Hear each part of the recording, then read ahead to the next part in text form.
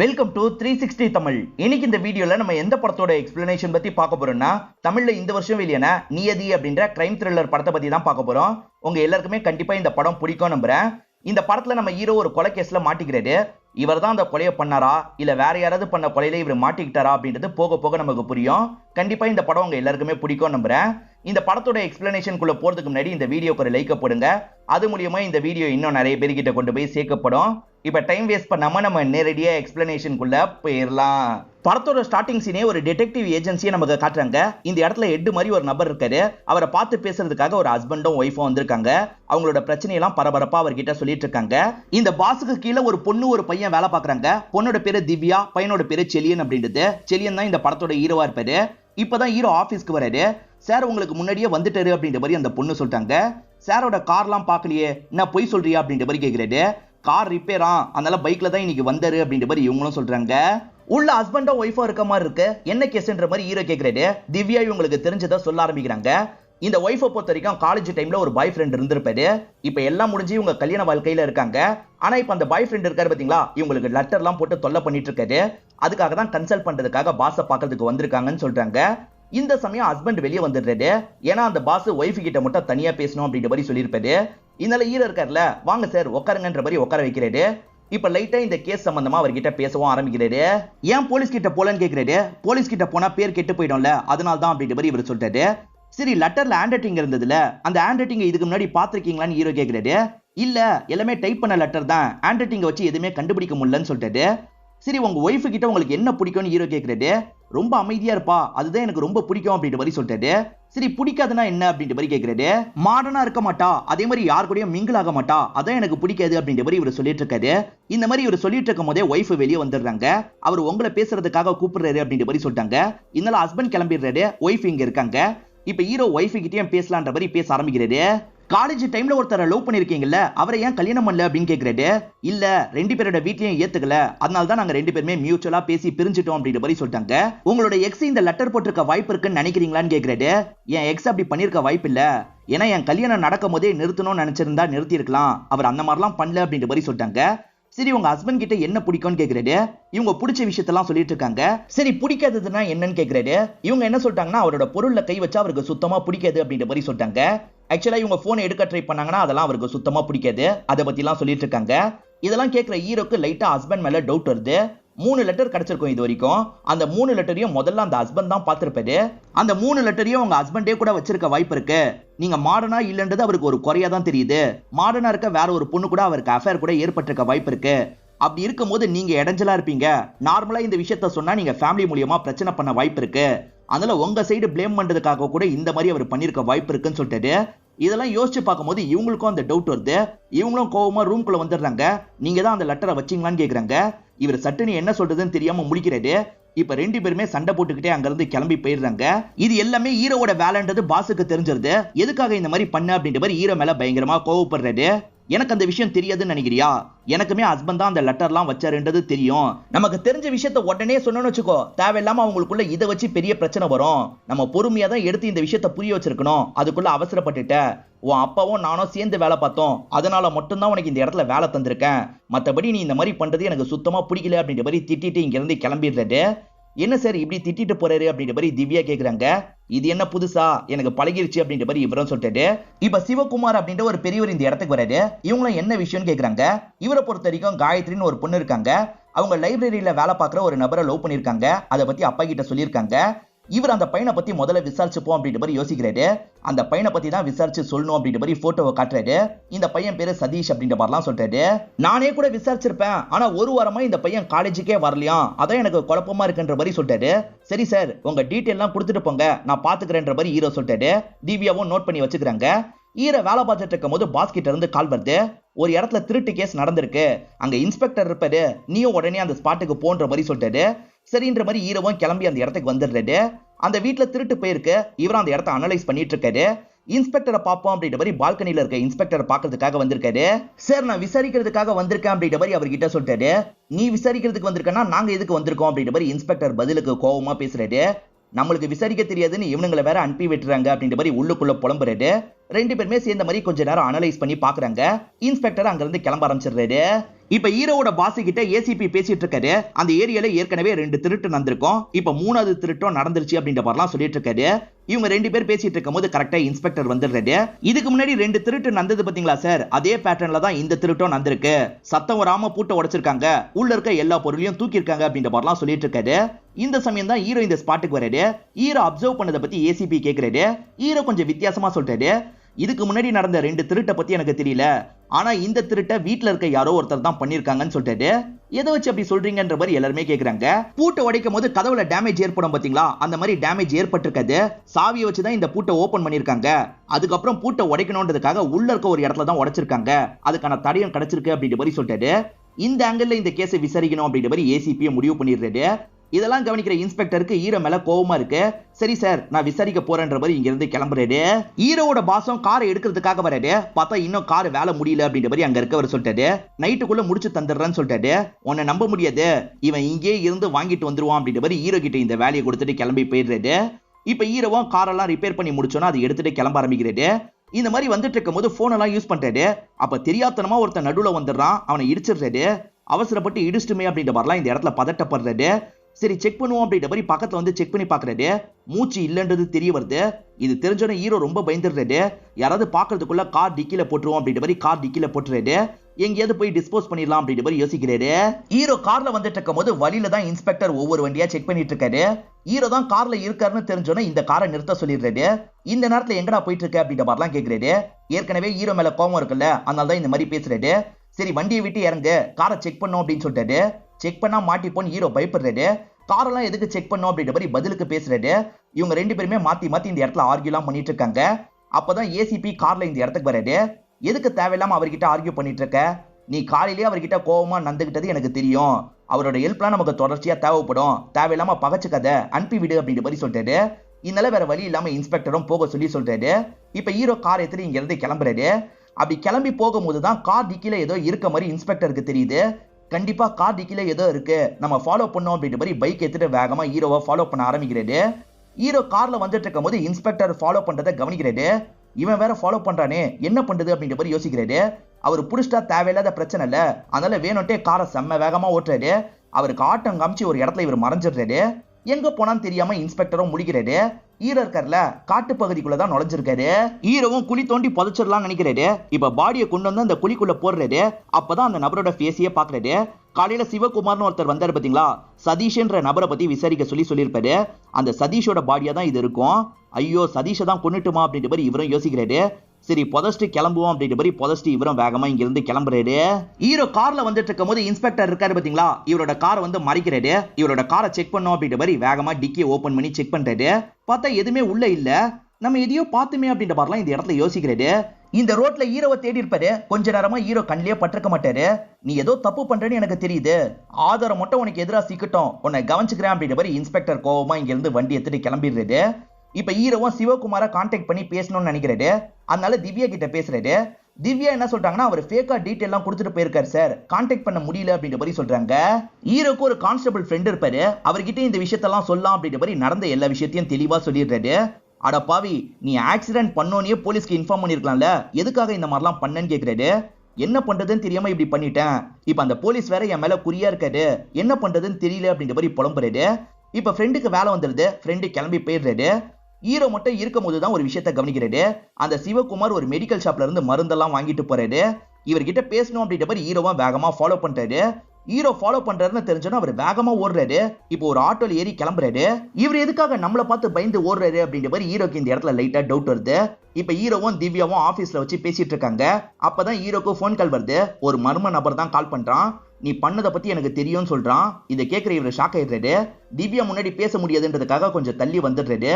உனக்கு என்ன வேணும் அப்படின்ற மாதிரி கேட்கிறாரு. நீ கார்ல அந்த பாடியை கொண்டு போனது எனக்கு நல்லா தெரியும், அந்த பாடியை எங்க வச்சிருக்க, அந்த பாடி எனக்கு வேணும், அதை எடுத்துட்டு வந்து இன்னைக்கு இந்த இடத்துல தரேன்ற மாதிரி சொல்றான். சரின்ற மாதிரி இவரும் இந்த இடத்துல ஏத்துக்கிறாரு. பாடியை வச்சு என்ன பண்ணுவான்ற மாதிரி ஹீரோ யோசிக்கிறாரு. இப்ப அந்த இடத்துக்கு வந்து குழியை தோண்ட ஆரம்பிக்கிறாரு. இப்ப பாடியை பார்க்கும் போது தான் ஒரு விஷயம் தெரிய வருது. அவரை கத்தியால ஏற்கனவே குத்தி இருக்காங்க, அதுக்கப்புறம் தான் இவர் கார்ல மோதி இருக்காரு. அப்ப நம்ம சாவடிக்கலையா அப்படின்ற மாதிரி இந்த இடத்தை யோசிக்கிறாரு. பாடியில ஏதாவது கிடைக்குதா அப்படின்ற மாதிரி தேடி பாக்குறாரு. உடம்புல எதுவுமே இல்ல, அதனால வாய்க்குள்ள செக் பண்ணி பாக்குறாரு. பார்த்தா சின்னதா ஒரு மெமரி கார்டு இருக்கு. இதுக்காக தான் பாடி வேணும்னு கேட்டிருக்கான் போல அப்படின்ற மாதிரி இவர் யோசிக்கிறாரு. அவன் ஒரு பகுதியை சொன்னான் பாத்தீங்களா, அந்த இடத்துக்கு பாடியை கொண்டு வந்து வச்சிடுறாரு. கொஞ்ச நேரத்துல அவனும் மாஸ்க போட்டு முகத்தை மறைச்ச மாதிரி வந்துடுறான். அதான் வஸ்டல்ல கிளம்பி போன்ற மாதிரி சொல்றான். சரின்ற மாதிரி இவரை இங்க இருந்து கிளம்பி போயிடுறாரு. இப்ப அவன் இருக்கான் பாத்தீங்களா, அந்த பாடியை இழுத்து அவனோட வண்டிக்கு கொண்டு போயிட்டு இருக்கான். ஆனா அங்க இருக்கிறது பாடி கிடையாது, ஹீரோவோட ஃப்ரெண்டு தான். இப்ப ஹீரோவோட ஃப்ரெண்டோ சட்டுன்னு இந்த மர்ம நபர் கூட சண்டை போட ஆரம்பிக்கிறாரு. அதே மாதிரி ஹீரோவும் இந்த இடத்துக்கு வந்து சேர்ந்துடுறாரு. அவன் இருக்கான் பாத்தீங்களா, இவங்க 2 பேர் கூடயும் சண்டை போடுறான். ஒரு ஸ்டேஜ்ல இவங்க 2 பேரையும் அட்டாக் பண்ணிட்டு கிளம்பி போயிடுறான். மிஸ் ஆயிடுச்சு அப்படின்ற மாதிரி இவங்களும் யோசிக்கிறாங்க. இவன் தான் கத்தியால குத்தி இருக்க வாய்ப்பு இருக்கு, நம்ம போலீஸ் கிட்ட போயிடலாம்னு சொல்லிட்டாரு. இப்போ போலீஸ் கிட்ட போனாலும் எனக்கு தான் பிரச்சனை வரும், அதனால அவசரப்பட வேணான்ற மாதிரி ஹீரோ சொல்லிட்டாரு. ஹீரோக்கு ஒரு மெமரி கார்டு கிடைச்சது பாத்தீங்களா, அந்த மெமரி கார்டு ஒர்க் ஆகல. ஒர்க் ஆயிருந்தா நல்லா இருந்திருக்கும் அப்படின்ற மாதிரிலாம் சொல்லிட்டு இருக்காரு. சிவகுமார் போட்டோவை காமிச்சு சதீஷ்னு ஒரு நபரை பத்தி சொன்னாரு பாத்தீங்களா, அவர் லைப்ரரியன் அப்படின்ற மாதிரி சொல்லியிருப்பாரு. இதனால இவங்க அது உண்மையான விசாரிக்கிறதுக்காக வராங்க. உண்மையிலேயே சதீஷ் இங்கே தான் வேலை பார்த்திருப்பாரு. இப்ப இவங்களும் சதீஷோட இடத்துல ஏதாவது கிடைக்குமா அப்படின்ற மாதிரி செக் பண்றதுக்காக வந்துடுறாங்க. ஃப்ரெண்டுக்கு போன் கால் வருது, ஃப்ரெண்டு கிளம்பிடுறாரு. ஹீரோ மட்டும் தான் அந்த இடத்துல செக் பண்ணிட்டு இருக்காரு. பிரோஜனமா ஹீரோக்கு எதுவுமே கிடைக்க மாட்டேங்குது. ஹீரோ இந்த மாதிரி தேடிட்டு இருக்காருல, அப்போ ஒரு பொண்ணு ஹீரோவை பார்த்துட்டு அங்க இருந்து கிளம்பி போறாங்க. அவங்களோட முடியே கொஞ்சம் சரியில்லை, இதனால இவரும் அந்த பொண்ணை பிடிக்கணும் அப்படின்ற மாதிரி வெளியே வராரு. ஆனா அந்த பொண்ணு கிளம்பி போயிடுறாங்க. இவர் உடனே ஃப்ரெண்டுக்கு கால் பண்ணிட்டாரு. பிங்க் ட்ரெஸ் போட்டு யாராவது போறாங்களா பாருன்னு சொல்றாரு. ஆமா போறா, என்ன விஷயம் அப்படின்ற மாதிரி ஃப்ரெண்டு கேட்கிறாரு. உடனே அவளை புடி அப்படின்ற மாதிரி ஹீரோ சொல்றாரு. இவருமே அந்த பொண்ணை நிறுத்திடுறாரு. அந்த பொண்ணு பேரு காயத்ரியான்னு கேளுன்னு ஹீரோ சொல்றாரு. உன் பேரு காயத்ரியாமா அப்படின்ற மாதிரி இவர் கேட்கிறாரு. இல்ல, என் பேரு வாணின்ற மாதிரி அந்த பொண்ணு சொல்றாங்க. மேற்கொண்டு ஹீரோக்கு என்ன கேட்கறதுன்னு தெரியல. சரி அனுப்பிடுன்னு சொல்றாரு. இதனால ஃப்ரெண்டும் அந்த பொண்ணை அனுப்பிடுறாரு. எதுக்காகடா இந்த மாதிரி பேரெல்லாம் கேட்க சொன்ன அப்படின்ற மாதிரி ஃப்ரெண்டு கேட்கிறாரு. இல்ல, சிவகுமாரோட பொண்ணு நினைச்சேன், பொண்ணு இல்ல போல, சதீஷோட அட்ரஸ் எனக்கு கிடைச்சிருச்சு, அந்த இடத்துக்கு போகணும்னு சொல்றாரு. ஃப்ரெண்டு வேலை இருக்குன்னு கிளம்பி போயிடுவாரு. இதனால ஹீரோ மட்டும் தான் அந்த சதீஷோட வீடை கண்டுபிடிச்சு வந்துடுறாரு. வெளியே பூட்டு போட்டிருக்கு. இவர் எப்படியாவது உள்ள போய் செக் பண்ணணும்னு நினைக்கிறாரு. அதனால திருட்டுத்தனமா பூட்டெல்லாம் ஓபன் பண்ணிட்டு உள்ள வந்துடுறாரு. ஏதாவது கிடைக்குமா அப்படின்ற மாதிரி வீடு முழுக்க செக் பண்ணி பாக்குறாரு. எதுவுமே கிடைக்கல அப்படின்ற மாதிரி இந்த இடத்துல டென்ஷன் ஆகுறாரு. இப்பதான் ஒரு நோட்டை ஓபன் பண்ணும்போது உள்ள சின்னதா ஒரு மெமரி கார்டு இருக்கு. என்ன மெமரி கார்டு, போட்டு பார்க்கணும் அப்படின்ற மாதிரி போன்ல போட்டு பாக்குறாரு. அப்படி போட்டு பார்க்கும் போது தான் நிறைய வீடியோஸ் இருக்கு. அதாவது பாத்ரூம்ல சீக்கிரட்டா கேமரா வச்சு எடுத்தா எப்படி இருக்குமோ அந்த மாதிரி தான் வீடியோஸ் இருக்கு. இத பாக்குற ஹீரோ ஷாக் ஆகுறாரு. இங்கதான் இன்ட்ரோல போடுறாங்க. ஹீரோ அவரோட வீட்டுக்குள்ள நுழைஞ்சு கொஞ்ச நேரத்துல கரண்ட் கட் ஆயிருது. இவர் ஒரு மெமரி கார்டு எடுத்தாரு பாத்தீங்களா, அதை ஒரு இடத்துல வச்சிருக்காரு. இப்ப கேண்டில் எல்லாம் ஏத்தணும் அப்படின்ற மாதிரி கேண்டில் ஏத்தி கொண்டு வந்துட்டு இருக்காரு. அவர் கொண்டு வரும்போது அந்த மெமரி கார்டு காணாம போயிருது. அதுக்குள்ள எப்படி காணாம போச்சுன்னு யோசிக்கிறாரு. அப்பதான் வீட்டுக்குள்ள ஒரு நபர் இருக்கான். அந்த நபரை பிடிக்கலான்னு பாக்குறாரு. ஆனா அவன் இருக்கான் பாத்தீங்களா, தள்ளி விட்டு ஓடிடுறான். அவன் தான் அந்த மெமரி கார்டை எடுத்துட்டு போயிட்டான் போலன்னு யோசிக்கிறாரு. அவன் முகம் ஹீரோக்கு தெரிஞ்சிருக்காது. அவனால காயம் வேற ஏற்பட்டுருது. இவரும் திவ்யாவும் சேர்ந்த மாதிரி ஒரு கிளினிக் வந்து ட்ரீட்மெண்ட் எல்லாம் முடிச்சிடுறாங்க. இப்பதான் ஹீரோக்கு சிவகுமாரோட ஞாபகம் வருது. அந்த மெடிக்கல் ஷாப்ல போய் விசாரிச்சா என்னன்ற மாதிரி யோசிக்கிறாரு. 2 பேருமே விசாரிக்கிறதுக்காக வந்துடுறாங்க. அந்த மாதிரி டீடைல் எல்லாம் கொடுக்க முடியாதுன்னு கடைக்காரர் சொல்றாரு. அவர் எனக்கு தெரிஞ்ச நபர் தான், கான்டாக்ட் மிஸ் ஆயிடுச்சு, ப்ளீஸ் ஹெல்ப் பண்ணுங்கன்ற மாதிரிலாம் ஹீரோ கேட்கிறாரு. சிசிடிவில அந்த நபர் எப்ப வந்துட்டு போனாரு அப்படின்றத பாத்துறாரு. புருஷோத் அப்படின்ற அவரோட பேர் மட்டும் தான் அவர் எழுதிட்டு போயிருக்காரு. மத்தபடி எதுவும் தெரியலன்ற மாதிரி கடைக்காரர் சொல்றாரு. இப்ப அந்த ஆட்டோ டிரைவரோட ஞாபகம் வருது. ஆட்டோ ஸ்டாண்ட்ல போய் விசாரிக்கலாம் அப்படின்ற மாதிரி இவரும் ஆட்டோ ஸ்டாண்டுக்கு வந்துடுறாரு. அந்த ஆட்டோ டிரைவரோட அடையாளத்தை சொல்லி கேட்கிறாரு. ஓ அவனா, இருங்க கால் பண்ணி வேணா தரேன் அப்படின்ற மாதிரி அங்க இருக்கவங்க கால் பண்ணி தராங்க. அந்த ஆட்டோ டிரைவர் கிட்ட பேசுறாரு. நேத்து ஒருத்தரை கூட்டு போனல, எங்க இறக்கி விட்ட அப்படின்ற மாதிரி கேட்கிறாரு. அவனை இறக்கி விட்ட இடத்த சொல்லிடுறான். இவர் அந்த இடத்துக்கு வந்துடுறாரு. அந்த இடத்துக்கு வந்து புருஷோத் அப்படின்ற மாதிரி விசாரிக்கிறாங்க. அந்த பையனும் வீடு எங்க இருக்குன்னு எக்ஸாக்டா சொல்லிடுறான். இவங்க 2 பேருமே அந்த வீட்டு கிட்ட வந்துடுறாங்க. வீடு பூட்டு போட்டிருக்கு. நம்ம திருட்டுத்தனமா உள்ள போனோம் அப்படின்ற மாதிரி இவர் திவ்யா கிட்ட சொல்லிட்டு இருக்காரு. அப்பன்னு பார்த்து இன்ஸ்பெக்டர் பைக்ல வந்துட்டு இருக்காரு. இவர் ஏன் இங்க வராரு அப்படின்ற மாதிரி இவரும் பயப்படுறாரு. இன்ஸ்பெக்டர் வீடு பக்கத்துல தான் இருக்கு போல. அவரும் பக்கத்துல இருக்க வீட்டுக்குள்ள போயிட்டு இருக்காரு. இன்ஸ்பெக்டர் வீடு இங்கதான் இருக்குன்னா நம்ம இப்ப அவசரப்படக்கூடாதுன்னு கிளம்புறாரு. நைட்டு நேரம் இன்ஸ்பெக்டரும் வண்டி எடுத்துட்டு கிளம்புறாரு. இதெல்லாம் காருக்குள்ள இருந்து ஹீரோ கவனிச்சிட்டு இருக்காரு. இப்போ போனா கரெக்டா இருக்கும்ன்ற மாதிரி வீட்டுக்கிட்ட வந்துடுறாரு. வீட்டுக்குள்ள ஆளுங்க இருக்காங்க போல. இவர் கதவெல்லாம் தட்டுறாரு. கதவை திறக்கிறது அந்த சிவகுமார் தான். சிவகுமார் கிடையாது, புருஷோத் தான். அவரை இவரை பார்த்து பயங்கரமா ஷாக் ஆகுறாரு. இப்ப ஹீரோ இருக்கார்ல, எதுக்காக ஃபேக்கா அட்ரஸ் குத்திங்க, ஏதோ நீங்க தப்பு பண்றீங்கன்னு தெரியுது, சொல்லுங்கன்னு கேக்குறாரு. அப்பதான் அங்க இருக்க ஒரு ஷூவை பாக்குறாரு. இதே ஷூவை தான் அட்டாக் பண்ண நபரும் போட்டிருப்பான். இது உங்க பையனோட ஷூவா, உங்க பையனை இதுல சம்பந்தப்பட்டிருக்கானா அப்படின்ற மாதிரி கேக்குறாரு. புருஷத்து பதிலுக்கு எதுவுமே பேசாம அமைதியா இருக்காரு. ஹீரோ இந்த மாதிரி பேசிட்டு இருக்கும் போது ஹீரோக்கு பின்னாடி வந்து ஒரு பையன் நிக்கிறான். அவன் தான் புருஷத்தோட பையன் போல. அமைதியா இருங்கப்பான்ற மாதிரி சிக்னல்ல சொல்றான். சடனா ஹீரோவை இந்த இடத்துல அட்டாக் பண்ண ஆரம்பிக்கிறான். இப்ப 2 பேருமே சேர்ந்த மாதிரி இந்த இடத்துல ஹீரோவை லாக் பண்ணிடுறாங்க. ஒழுங்கு மரியாதையா அந்த பாடி எங்க இருக்குன்றத காட்டு, கூட்டு போ அப்படின்ற மாதிரி சொல்றாங்க. ஹீரோவும் அந்த இடத்துக்கு கூட்டு போயிட்டு இருக்காரு. வாய்க்குள்ள இருந்து எடுத்த மெமரி கார்டு ஒர்க் ஆகல, அதை எடுக்கிறதுக்காக தான் கூட்டு போறாங்கன்னு ஹீரோக்கு புரியுது. அந்த இடத்துல அந்த மெமரி கார்டு இல்ல, இருந்தாலும் ஹீரோ இருக்காரு பாத்தீங்களா, அந்த இடத்துக்கு கூட்டு வந்து பாடி இங்கதான் இருக்குன்னு காட்டுறாரு. இப்ப பையனும் குழியெல்லாம் தோண்டிட்டு இருக்கான். ஹீரோக்கு சின்னதா ஒரு கேப் கிடைக்குது. புருஷத்து கையில இருக்க கத்திய புடிங்கிட்டாரு. இப்ப இவங்க ரெண்டு பேரும் அந்த கத்தியை காமிச்சு மிரட்டிட்டு இருக்காரு. ஒழுங்கு மரியாதையை என்ன பண்ணீங்க சொல்லுங்கன்ற மாதிரிலாம் கேட்டுட்டு இருக்காரு. இப்ப புருஷத்து காலிலே விழுந்துடுறாரு. ப்ளீஸ் எங்களை விட்டுருங்க, நான் சொல்லிடுறேன் அப்படின்ற மாதிரி எல்லாத்தையும் சொல்ல ஆரம்பிக்கிறாரு. இப்ப காயத்ரின்னு ஒருத்தங்களை காட்டுறாங்க. இவங்க தான் புருஷத்தோட பொண்ணா இருப்பாங்க. இப்ப புருஷத்து இருக்காரு பாத்தீங்களா, வேலைக்கு போயிட்டு வரேன் அப்படின்ற மாதிரி கிளம்புறாரு. அப்பா போனோன்னே இவங்க கதவை சாத்திக்கிறாங்க. இப்ப கண்ணாடியில வந்து இவங்களோட முகத்தை பாக்குறாங்க. முடி நிறைய இருக்க கூடாது, கம்மியா இருந்தா நல்லா இருக்கும். அதே மாதிரி பையன் மாதிரி நம்ம இன்னும் ஃபிட்டா இருந்தா நல்லா இருக்கும் அப்படின்ற மாதிரிலாம் யோசிக்கிறாங்க. இவங்களுக்கு பையன் மாதிரி இருக்கணும்னு நிறைய ஆசைலாம் இருக்கு போல. பசங்கலாம் ஸ்மோக் பண்ணுவாங்கல்ல, அந்த மாதிரி நம்மளும் ஸ்மோக் பண்ணணும் அப்படின்ற மாதிரி இவங்களும் ஸ்மோக்லாம் பண்ணிட்டு இருக்காங்க. அப்ப இருக்காரு பாத்தீங்களா, ஒரு முக்கியமான பொருளை விட்டு போயிடுறாரு. திரும்பி எடுக்கணும்ன்ற மாதிரி வீட்டுக்கு வந்துட்டு இருக்காரு. அவர் பக்கத்துல வந்ததுக்கு அப்புறம் தான் இவங்க இந்த விஷயத்த கவனிக்கிறாங்க. இப்ப அப்பா நுழையும் போது புகையா இருக்கு, என்ன புகையா இருக்குன்னு யோசிக்கிறாரு. நான் தான்ப்பா சாம்பிராணி போட்டேன் அப்படின்ற மாதிரி இவங்க வராங்க. அதுக்கு நீ இவ்வளவு சாம்பிராணி அம்மா போடுவேன் அப்படின்ற மாதிரி அப்பா கேட்கிறாரு. சரி நான் வரேன்னு கிளம்பி போயிடுறாரு. இப்ப அப்பா சாப்பிடறதுக்காக வீட்டுக்கு வந்திருக்காரு. இவங்களும் பரிமாறதுக்காக பக்கத்துல வராங்க. அப்படி பக்கத்துல வரும்போது தான் இவங்க மேல இருந்து ஸ்மோக் ஸ்மெல் வருது. பொண்ணு சிகரெட் புடிச்சிருக்கா போல அப்படின்ற மாதிரிலாம் இந்த இடத்துல இவரும் யோசிக்க ஆரம்பிக்கிறாரு. பொண்ணா இருந்து பையனா மாறின ஒரு நபர் பேட்டி கொடுக்கிறாரு. அந்த விஷயத்தெல்லாம் இவங்களும் கவனிச்சிட்டு இருக்காங்க. இவங்களும் பையனா மாறணும் அப்படின்ற மாதிரிலாம் யோசிக்கிறாங்க போல. இப்ப அம்மா போட்டோவை பார்த்த மாதிரி இவங்க அழுதுகிட்டே பேசிட்டு இருக்காங்க. எனக்கு இந்த லைஃப் பிடிக்கலமா, நான் பையன் மாதிரி இருக்கணும்னு நினைக்கிறேன் அப்படின்ற மாதிரிலாம் சொல்றாங்க. இப்ப பொண்ணுக்கு கல்யாண வயசு வந்துருதுல, அப்பாவும் மாப்பிள்ள போட்டோவை எடுத்துட்டு வந்துடுறாரு. பையனோட டீட்டெயில் எல்லாம் சொல்லிட்டு இருக்காரு. உனக்கு ஓகேவா பாருமா அப்படின்ற மாதிரி தராரு. காயத்ரியும் நம்மளை பத்தி முழுசா அப்பா கிட்ட சொல்லிடலாம்னு யோசிக்கிறாங்க. இப்ப பொறுமையா விஷயத்தெல்லாம் சொல்லிட்டு இருக்காங்க. இவங்க ஆக்டிவிட்டியில சில சேஞ்சஸ் எல்லாம் அப்பாவும் கவனிச்சிருப்பாரு. இப்பதான் அப்பாக்கு தெளிவா புரியுது. எனக்கு சந்தேகம் வந்ததுமா, அதனால தான் மாப்பிள்ள போட்டோவை வேணும்ட்டே காமிச்சேன். இப்ப எனக்கு எல்லாம் தெளிவா புரிஞ்சிருச்சுமா, கவலைப்படாத, உன் விருப்பம் தான் என் விருப்பமோ, நம்ம எதுனாலும் பாத்துக்கலாம் அப்படின்ற மாதிரிலாம் சமாதானம் சொல்றாரு. இப்ப காயத்ரி காலேஜ்ல நடக்கிறத நமக்கு காட்டுறாங்க. ஒரு பொண்ணு ரெஸ்ட் ரூம் வந்துடுறாங்க. ட்ரெஸ் எல்லாம் கழட்டி வச்சு முகத்தெல்லாம் கழுவிட்டு இருக்காங்க. அதுக்கப்புறம் ட்ரெஸ்ஸை மாத்திட்டு அங்க இருந்து கிளம்பி போறாங்க. இவங்க கிளம்பி போனே வெளியே கிளீன் பண்ணிட்டு இருக்க லேடி வேகமா உள்ள வராங்க. உள்ள வந்தவங்க மறைச்சு வச்சிருக்க கேமராவை எடுக்கிறாங்க. எடுத்த லேடி இருக்காங்க பாத்தீங்களா, வெளியே வந்து அந்த விஷயத்த சதீஷ் கிட்ட தராங்க. சதீஷ் தான் காசு கொடுத்து இந்த மாதிரிலாம் வேலையை பண்ண வச்சிட்டு இருக்காரு போல. இதுக்கப்புறம் இந்த மாதிரிலாம் பண்ண சொல்லாது அப்படின்ற மாதிரி அந்த லேடியும் போனை தந்துடுறாங்க. சதீஷ் இருக்காரு பாத்தீங்களா, வாணி கிட்ட பேசணும் அப்படின்ற மாதிரி வர வைக்கிறாரு. என்ன விஷயம் அப்படின்ற மாதிரி வாணி கேக்குறாங்க. இவர் எடுத்த வீடியோலாம் காமிச்சிட்டு இருக்காரு. இதை நான் சோசியல் மீடியால போட்டேன்னா உன்னோட லைஃபே காலி, யோசிச்சு பாரு, நான் சொல்ற மாதிரி நடந்துக்கிட்டேன்னா இந்த மாதிரிலாம் பண்ண மாட்டேன், என்ன சொல்ற அப்படின்ற மாதிரி தப்பா டச் பண்றதுக்காக வராரு. ஆனா இந்த பொண்ணு தள்ளி விட்டு இங்க இருந்து போக பாக்குறாங்க. இவர் விடாம தப்பா நடந்துக்க பாக்குறாரு. இந்த இடத்துல தான் காயத்ரி இருந்திருப்பாங்க. என்னடா பண்ணிட்டு இருக்க அப்படின்ற மாதிரி சடனா அந்த நபரை போட்டு பயங்கரமா அடிச்சிடுறாங்க. பேசாம போலீஸ் கம்ப்ளைண்ட் பண்ணிடலாமா அப்படின்ற மாதிரி காயத்ரி கேக்குறா. என் சம்பந்தப்பட்ட வீடியோ அவன் கிட்ட இருக்கு, அவன் ரிலீஸ் பண்ணிட்டா எனக்கு தான் பிரச்சனை, வேற எப்படியாவது தான் ஹேண்டில் பண்ணும் அப்படின்ற மாதிரி சொல்றா. சரி நம்ம என்ன பண்றதுன்னு பாப்போன்ற மாதிரி இவங்களும் சொல்லிட்டாங்க. இது மூலியமா இவங்களுக்குள்ள ஒரு பாண்டிங் கிரியேட் ஆயிருது. இவங்க நடுவுல மெசேஜ் மூலியமா பேசிக்கிறாங்க. நீங்க பையன் மாதிரி சண்டை போட்டீங்க அப்படின்ற மாதிரிலாம் அந்த வாணி சொல்றா. இவங்களும் இதை கேட்டு சந்தோஷப்படுறாங்க. இப்ப மறுநாள் லைப்ரரியில வச்சு இவங்க ரெண்டு பேர் பேசிட்டு இருக்காங்க. இவங்களுக்கே ஒருத்தர் பிடிச்சிருது. இவங்க ரெண்டு பேருமே நெருங்கி வந்து கிஸ் பண்ணலாம் பாக்குறாங்க. அப்பன்னு பார்த்து கரெக்டா அவன் வந்துடுறான். ஓஹோ இதான் விஷயமா, அப்ப உனக்கு பொண்ணுங்க தான் பிடிக்குமா அப்படின்ற மாதிரிலாம் இந்த பொண்ணு கிட்ட கிண்டலா பேசிட்டு இருக்கான்.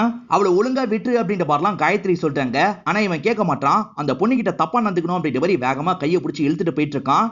ஆனா காயத்ரி திரும்ப இவனை தடுத்துட்டு இருக்காங்க. கோவப்பட்ட இவன் இருக்கான் பாத்தீங்களா, வேகமா சண்டை போறதுக்காக வந்துடுறான். ஓங்கி ஒரு அடி அடிக்கிறான். காயப்பட்ட மாதிரி காயத்ரி கீழே விழுந்துடுறாங்க.